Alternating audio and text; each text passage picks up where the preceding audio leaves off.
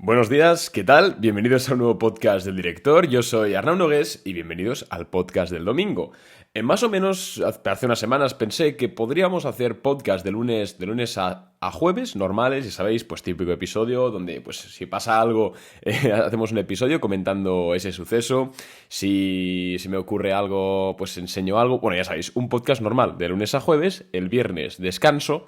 Y luego el sábado y el domingo hacemos podcast hablando sobre off-topic. No off-topic de ahora os voy a hablar de un coche, no, sino off-topic dentro del tema de la bolsa. Pues curiosidades, cosas interesantes, cosas un poco diferentes que salen un poco de lo que vendría siendo el día a día del mercado o algo tan más de profundidad. Sino que pues cosas más un poco que se lo puedes poner en el episodio a tu abuela, por ejemplo, o a tu madre y lo va a entender bien. Y en este podcast vamos a hablar sobre mi plan para jubilarme en 10 años, 15 años, algo así. Y sí, te voy a revelarlo, puede parecer muy pretencioso, ruego que escuches el podcast hasta el final porque te voy a enseñar cómo lo estoy haciendo y además es ultra sencillo.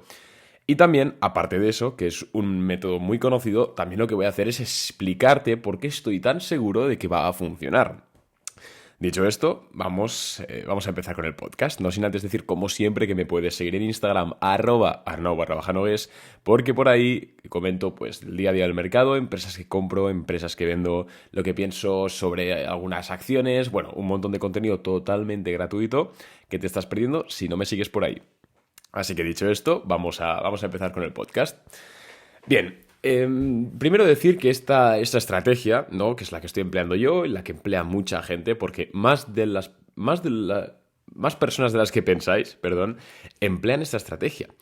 Y es que esto va totalmente aparte de mi cartera de acciones que compro para swing o para largo plazo o para lo que sea. O sea, ya sabéis que yo tengo por un lado lo que vendría siendo mi modus operandi, ¿no? Que también es de donde vivo, que es pues toda la compra de acciones, tanto a corto, medio, largo plazo, bla, bla, bla, que es de lo que más hablamos aquí, la cartera de Boring, bueno, eso todo. Y luego, aparte de esto, tengo un fondo, en este caso yo lo tengo con BBVA porque justo tenían el producto que quería y bueno, pues dije, venga, me parece bien, aunque se puede hacer con un ETF, aunque puedes suscribirlo en otro banco, aunque puedes hacerlo a través de un broker, hay infinitas posibilidades. Simplemente en mi caso lo tengo desde BBVA, vale. Y no es otra cosa que un fondo indexado al S&P 500. Boom, ya lo he dicho. Qué novedad, ¿eh? Pensabais que os iba a revelar aquí el fin del mundo, ¿no? La forma de la vacuna del cáncer. Pues no, es un fondo indexado al S&P 500 con aportaciones periódicas. Sí que es cierto que en mi caso no hago para nada aportaciones mensuales, es decir, no le digo que cada mes me meta 1.000 euros o 1.500 euros al fondo. No lo hago así porque sí que es cierto que de esta forma, que es lo que hace mucha gente, ¿no? Pues le dice, yo qué sé, pues un 30% de mi sueldo cada mes al fondo. Y en 15 años, por el interés compuesto, un 8% anual de media o un 6% anual de media, por ser más conservadores, pues te sale que tienes un pastizal increíble. Sí, lo que pasa que yo también, porque estoy más encima del día a día del mercado, y quieras que no, pues tengo más conocimientos y más visión periférica que alguien que no sigue el mercado tanto. Más que nada porque me dedico a eso. Entonces yo no hago aportaciones mensuales, sino que las hago de forma manual. Cuando el mercado cae fuerte, entonces hago una aportación fuerte y pues si el mercado sigue bajando, pues hago DCA. Si en ocasiones que estamos viviendo un rally, pues no compro porque creo que vamos a poder ver alguna corrección inicialmente. Obviamente depende del momento, depende del momento. Por ejemplo, en 2020 sí que compré, aunque el S&P 500 parecía que estaba haciendo máximos históricos a cada mes que pasaba. Yo seguía comprando porque no había razones para sospechar de que iba a haber una corrección. Pero sí que es cierto que pues en 2021, por ejemplo, a finales ya no estuve ponderando tanto. Creo que la última vez que compré el fondo fue en septiembre y luego ya no he vuelto a comprar hasta enero, que ha caído bastante. Y ahora últimamente sí que he vuelto a meter bastante pasta en este fondo. Pero vamos, en definitiva es eso. Es un fondo indexado al S&P 500 que tengo ya desde hace unos años y que voy a seguir teniendo de aquí al futuro y que espero con más...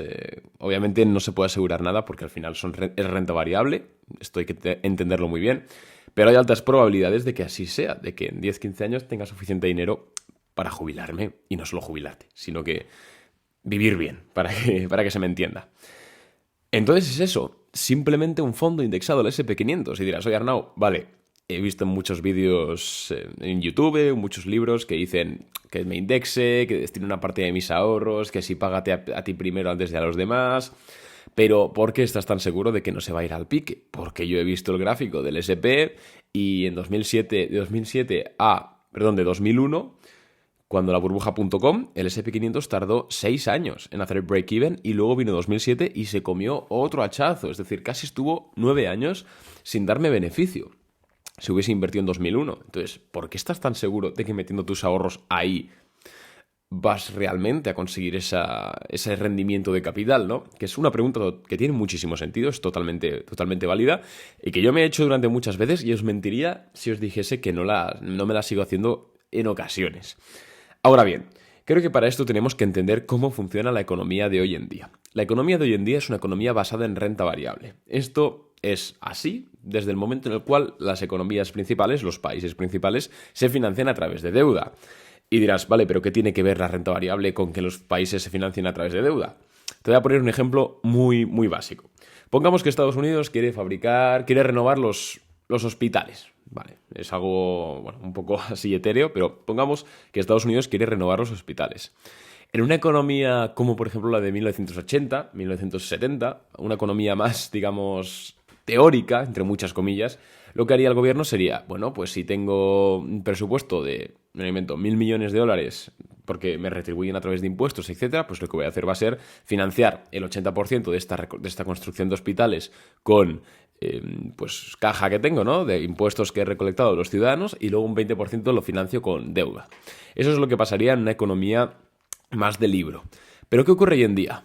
Lo que ocurre hoy en día es que, igual de esa operación de renovar los hospitales, Estados Unidos financiaría el 99% con deuda. Y lo bueno, o lo malo, es que Estados Unidos financia la deuda con dólares. Es decir, la deuda de Estados Unidos está en dólares, por lo cual puede monetizarla en cualquier momento y reducir ese importe de deuda. Para quien no lo sepa, monetizar la deuda es explicado de forma muy sencilla, ya lo he explicado en algunas ocasiones, pero si Estados Unidos debe $100 de deuda, por ejemplo, está en dólares esa deuda. Entonces lo que hace Estados Unidos es imprimir dólares, pongamos que duplica el número de dólares en circulación a 200 y sí, va a seguir debiendo 100, pero ¿qué ocurre? Que los $100 que va a dar ahora, el valor es menor al que cuando contrajo la deuda. Entonces, en términos, digamos, absolutos, se ha ahorrado la mitad, ha reducido esa deuda a la mitad. Eso se conoce como monetizar deuda. Y eso es la panacea de economías como Estados Unidos, que tienen el poder de impresión de la divisa en la cual tienen su deuda. Por eso se dice tanto que Estados Unidos tiene dinero infinito. ¿Por qué? Porque puede endeudarse lo que quiere y luego monetizar esa deuda. Bien, ¿qué ocurre? Lo que ocurre es que, dirás, vale, esto lo entiendo más o menos, pero ¿qué tiene que ver con el S&P 500? ¿Qué tiene que ver con la renta variable? Lo que tiene que ver es que el Estado, prácticamente todas las operaciones que hace el gobierno de Estados Unidos, está financiada con deuda, como hemos visto. Y la deuda la contrae con distintos agentes. Puede contraerlo con otros países, con tenedores de bonos, con la propia Reserva Federal, bueno, whatever, aquí hay muchas opciones.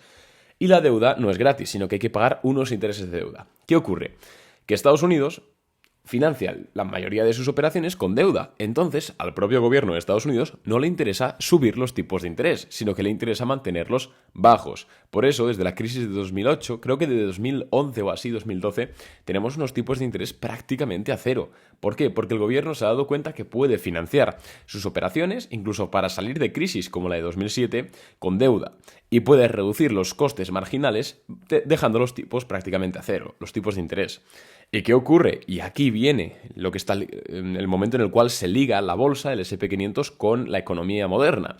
Y es que al dejar los tipos por el suelo, las empresas también pueden financiar sus operaciones con deuda a coste residual. De forma que, en primer lugar, hay más empresas, hay más emprendedores, mucha más gente se tira a la piscina porque al final lo que va a perder va a ser menos que en una economía, digamos, normal con tipos de interés un poquito más altos.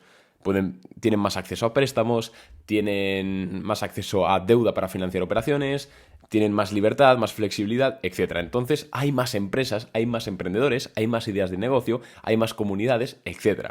Y es por esto que en los últimos 10 años la cuna de la tecnología ha estado en Estados Unidos. Y dirás, no, Arnau, esto ha sido así siempre. Bueno, mentira.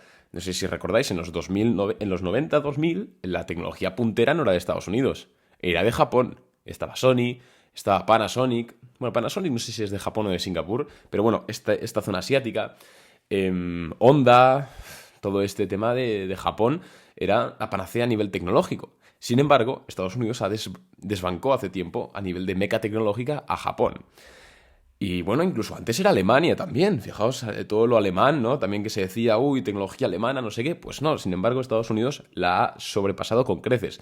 Y esto es por esto, porque al mantener los tipos de interés bajos, lo que ocurre es que hace que más emprendedores, más personas, más empresas, nuevas líneas de negocio existan. Y por eso es que los últimos años, las mayores grandes tecnológicas, y ya no grandes tecnológicas, sino ideas disruptivas, como Uber, como Airbnb, como Netflix, como Shopify, como... A ver, se me ocurre... Muchas, en definitiva, la mayoría de empresas disruptivas, Adobe... Es que ya no se me ocurren más, pero bueno, seguro que hay millones de ejemplos, vienen de Estados Unidos. Y esto es súper positivo porque es un círculo virtuoso. Más empresas, más empleo, el empleo permite que las personas accedan más a crédito, se compren casas, fomente la economía, el gobierno obtenga más ingresos, pueda seguir financiando con deuda, etc. Y obviamente no es perfecto porque una financiación perpetua con deuda eventualmente lleva a una inflación desbocada. Y de hecho ahora mismo estamos en una de esas épocas. Sí que es cierto que no es debido al círculo vicioso de la deuda, porque es verdad que tarda muchos años, igual tarda 20-25 años en dar un efecto negativo, es más debido por el tema del COVID. Pero, sin embargo, es lo que hemos hablado en muchos podcasts. Aplicarán medidas para reducir la inflación, eso desde luego, porque si no se está comiendo la clase media y tampoco interesa eso. Pero eventualmente dejarán la inflación objetivo en un 3-3,5% en lugar del 2-2,5% que suele ser. Y seguirán haciendo lo mismo. Por eso es que, sobre todo a largo plazo, porque a corto plazo hemos quedado que sí, que igual 2022 ya lo estamos viendo un poquito malo, al menos la primera mitad, suben tipos, etcétera, para manejar un poquito las variables, pero en definitiva la regresión a la media vamos a volver a esa tónica de tipos bajos, de economías libres, etcétera, y eso al final va a beneficiar mucho al SP500. Y no solo por eso, porque el SP500 tiene una peculiaridad que hemos hablado en muchas ocasiones, y es que el SP500 está diseñado para subir siempre. Y es que, aparte de que en Estados Unidos el SP500 recogerá las ideas de negocio y las empresas más fructíferas que surjan, que eso ya lo hemos hablado, aparte de eso, este índice es capaz de ponderar automáticamente las empresas que mejor lo están haciendo en cada momento. Hoy en día las empresas que más ponderan en el SP500 son pues, Apple, Microsoft, Facebook, Amazon, etc. Pero si el día de mañana, en 5 años, estas empresas dejan de ser tan relevantes o pierden crecimientos o pasa lo que sea y pasan otras delante, como por ejemplo Nvidia, Tesla, AMD... Shopify, por ejemplo, pongamos que les pasan por delante, el SP500 lo que hará será hacer ese ajuste. Ponderará más las nuevas empresas que las anteriores. Por eso, en el año 2000, que la empresa más grande del mundo era ExxonMobil, que es una petrolera, estaba en el SP500, era la que más ponderaba en el SP500. Sin embargo, 20 años después, el SP500 sigue máximos históricos y ya no es la que más pondera Exxon, sino que es Apple en este caso. Por eso es que el SP500 está diseñado para subir. Y así son la mayoría de los índices de cualquier país. Por ejemplo, el DAX 30 hace lo mismo con las 30 empresas más grandes de Alemania, el IBEX 35 con las de España, el CAC con las de Francia, el FTSE Milán con las de Italia, el Nikkei con las de Japón, etc. Pero hay que sumarle lo que hemos hablado antes, de que Estados Unidos es la máquina perfecta de generar ideas de negocio y de generar empresas disruptivas. Y ahí está la cosa. Ahí está el kit del por qué estoy tan confiado de que vamos a tener un SP500 alcista para años y para décadas, porque está diseñado para eso. Y sí, es cierto que todo este tema que hemos hablado de que el Estado se financie con deuda, de que tipos bajos, etcétera, eventualmente tendrá que pinchar por algún lado, porque no existen, digamos, ninguna política que sea sostenible para siempre. Por eso también tengo algo en criptomonedas, pero creo que de eso hablamos en otro episodio mejor. Un abrazo y nos vemos en el siguiente podcast. Chao.